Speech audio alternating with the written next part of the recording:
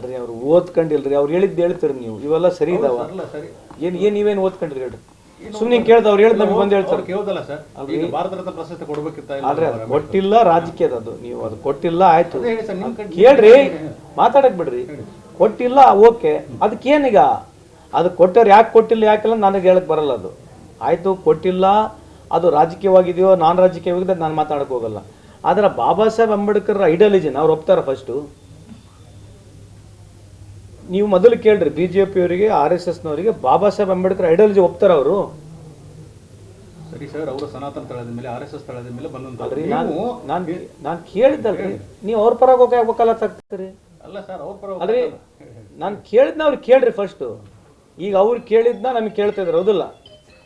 What they have raised the question you are asking ma'am, right or wrong? The same thing you can't ask them.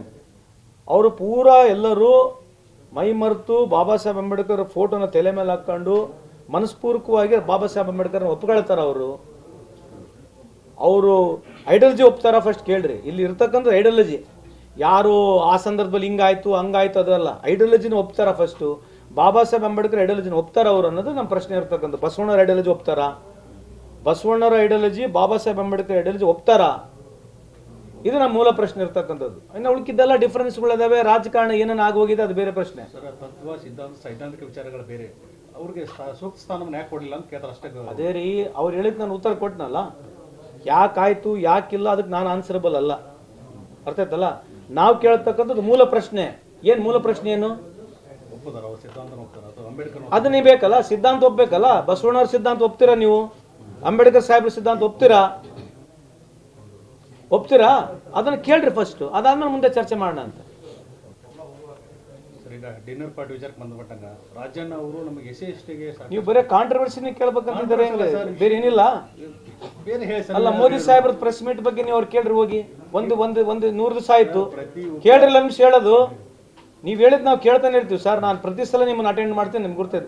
ಇವು ಬಿಟ್ಟರೆ ಯಾವುದು development oriented ಇರೋದಲ್ಲ. ನಾನು ಉದಾಹರಣೆ, ಮೋದಿ ಸಾಹೇಬರು ನಾನು ಬಂದು 100 ದಿವಸಕ್ಕೆ ಅಧಿಕಾರ ನನಗೆ ಅವಕಾಶ ಕೊಡಿ, 100 ದಿವಸ ಆದ್ಮೇಲೆ ಇಡೀ ದೇಶಕ್ಕೆ ಯುವಕರಿಗೆ ಒಂದು ಬ್ಲೂ ಪ್ರಿಂಟ್ ಅಂತ ಹೇಳಿದ್ರು.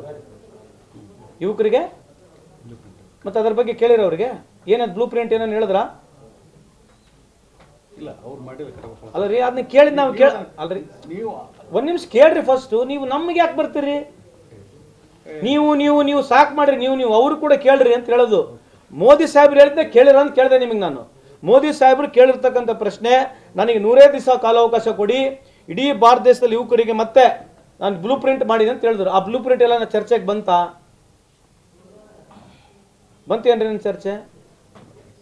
84 ರೂಪಾಯಿ ಇತ್ತು ಅವಾಗ. ಈಗ ಎಲೆಕ್ಷನ್ಕಿಂತ ಮುಂಚೆ 83.5 ಇತ್ತು, ಈಗ ಅವಾಗ 86 ರೂಪಾಯಿ ಆಗಿದೆ. 2.5 ರೂಪಾಯಿ ಜಾಸ್ತಿ ಆಗಿದೆ ಡಾಲರ್ಗೆ ರೂಪಿಗೆ. ಇದ್ರ ಬಗ್ಗೆ ಏನು ಚರ್ಚೆ ಮಾಡ್ತಾರೆ ಅವರು? ಇಂಥವು ಸ್ವಲ್ಪ, ಯಾಕಂದ್ರೆ ದೇಶಕ್ಕೆ ಸಂಬಂಧಪಟ್ಟಿರ್ತಕ್ಕಂಥ ಚರ್ಚೆಗಳಾದ್ರೆ ನಮಗೆ ಅನುಕೂಲ ಆಗುತ್ತೆ. ನೀವು ಅಗಲಾಲ ಅವ್ರು ಊಟಕ್ಕೆ ಕರೆದ್ರು, ಇವ್ರಿಗೆ ಊಟಕ್ಕೆ ಕರೆದ್ರು, ಅದನ್ನೇ ಕೇಳ್ಕೊಂತ ಕೂತ್ಕೊಂಡ್ರೆ ನಾವು ಎಲ್ಲಿವರೆಗೆ ಉತ್ತರ ಕೊಡೋಣ? Why should I answer for all this? I am not responsible to answer all this.